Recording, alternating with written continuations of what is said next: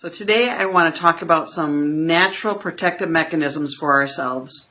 We have a fight response, a flight response, and a freeze response. Much like every other creature on this earth, where we were once born wild and we have those instincts that are just innate to us. And we react in a very similar way as other creatures.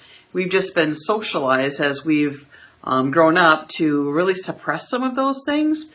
But in reality, we naturally do them, okay? So I want to talk a little bit about them and give you some examples. So a fight or flight response, most people hear about that. Either, if they're going through a traumatic situation or, they're in a stressful situation, their natural tendency will either to flee from the situation, leave, check out, or they will fight. They'll stand up and fight to protect themselves, okay? That's a natural fight or flight response.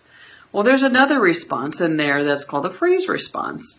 And that's where you are frozen and you really can't move. You can't fight, you can't run, and you can't do anything. You're just like frozen in time. So that's similar to, let's say that there's an animal that might be being attacked by a predator. Okay, so I'm up in the northern Minnesota area. We have a lot of wolves up here. So let's say a wolf is going after a deer.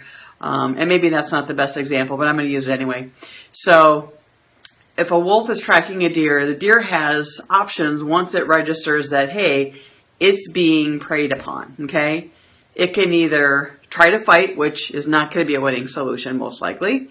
It can flee, hit the flight response, which is its best solution in that case, or it can freeze and not do anything and hope that they are not perceived anymore as a something that wolf wants. Okay, so by playing dead, that is a safety mechanism as well.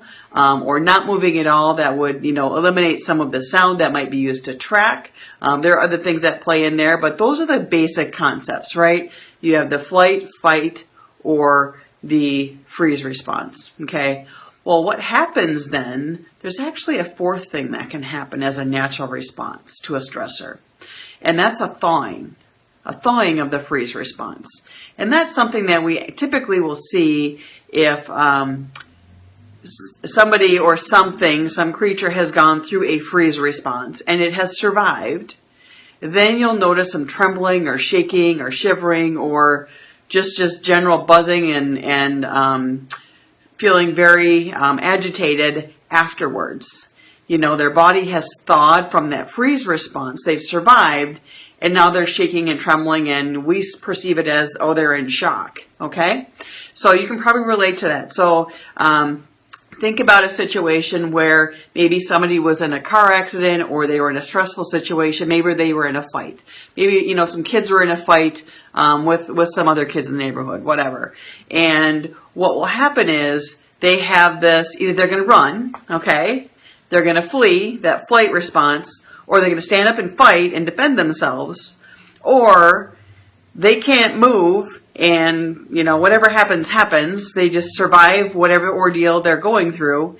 And then when trouble is away and the threat is no longer there, then the body thaws from that freeze response where they're trembling and shaking. Okay? Similar to a car accident. They survive the incident, but they've already gone through all these images and fears and all the stuff that happens while they're going through that event, and they wake up, they survived it, and now their body is basically in shock and they're shaking and trembling and they're thawing from that freeze response. Okay, so those are the four natural instincts that we have.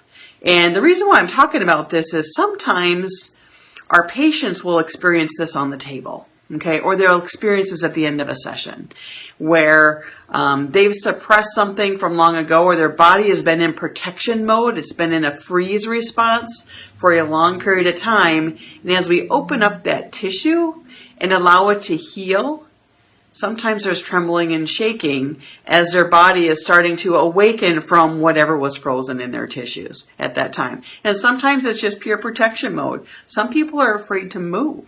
They're afraid to move because they've been so afraid, fearful of hurting, so they lock themselves down and protect themselves, but their body's on alert all the time, and they're in this constant state of either fight or flight, or they're in a protection mode of freezing, where they don't move at all. And then as you start to open that up and soften things, then the body starts to soften and thaw, and they tremble and shake. And that's a completely natural reaction, and it's actually a positive reaction.